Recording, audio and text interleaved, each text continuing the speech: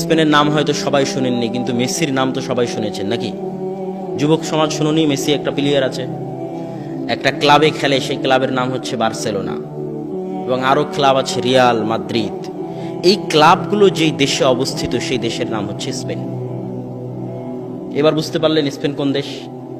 Saudi আরবে আমরা দেখি, সৌদি আরবের যুবকেরা, আমার খুব আফসোস হয়, কষ্ট হয়, শরীরে রোম শিউরে ওঠে, যে আরব দেশের এই সমস্ত যুবক, এই সমস্ত কিশোর, তারা মেসির 10 নম্বর গেঞ্জি ইউজ করে। প্রচুর মেসির ভক্ত আছে সৌদিতে, রোনালদোর গেঞ্জি ইউজ করে, মেসির গেঞ্জি ইউজ করে, এবং তারা বার্সেলোনা, রিয়াল মাদ্রিদ এই সমস্ত ক্লাবের খেলা নিয়ে সর্বদা মত্ত থাকে।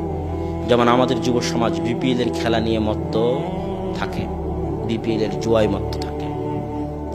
তো আমি আফসোস হই, কোন জায়গায় কষ্ট পাই, যে এই সমস্ত যুবক জানে না, আশ্চর্যের বিষয়, এই সমস্ত যুবক জানে না যেই সমস্ত ক্লাবের, যেই সমস্ত প্লেয়ারের খেলা নিয়ে তারা আনন্দ করতেছে, সময় নষ্ট করতেছে, ওই সমস্ত ক্লাব, ওই সমস্ত প্লেয়াররা যেখানে খেলে, সেই মাটি, সেই সরজমিনের মালিক একদিন মুসলমানেরা ছিল।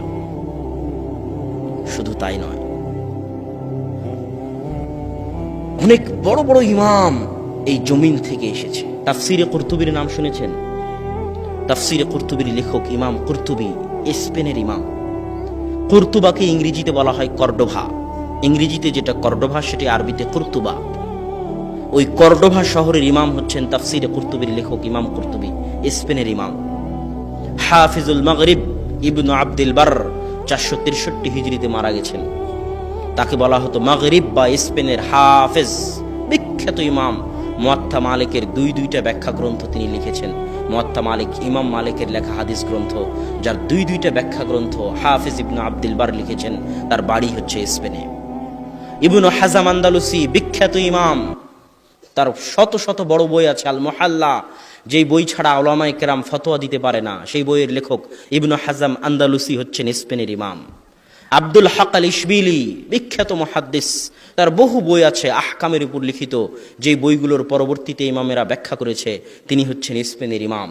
এইভাবে যদি স্পেনের ইমামদের নাম বলতে থাকি তো শেষ করা যাবে না, কিন্তু মুসলমানেরা তাদের ইতিহাস জানে না। তো ওই স্পেন মুসলমানেরা হারিয়ে ফেলেছে। যে বাইতুল মাকদেস ফিলিস্তিন, সে বাইতুল মাকদেস এখন পর্যন্ত মুসলমানেরা 2 বার হারিয়েছে। যেই বাইতুল মাকদেস ওমর রাদিয়াল্লাহু তাআলা আনহু পায়ে হেঁটে এসে বিজয় করেছিলেন, বিজয় লাভ করেছিলেন। তার গোলাম ছিল উটের পিঠে, তিনি ছিলেন পায়ে হাঁটা অবস্থায়। এত বিশাল খলিফা যে বাইতুল মাকদেস বিজয় করেছেন, সেই বাইতুল মাকদেস মুসলমানেরা কয়বার হারিয়েছে? 2 বার হারিয়েছে। একবার সালাহুদ্দিন আইয়ুবীর মাধ্যমে আল্লাহ উদ্ধার করিয়ে দিয়েছেন, আর একবার এখনো মাকবুজ, এখনো ইহুদি জায়নবাদী জায়নিস্টদের হাতে আছে।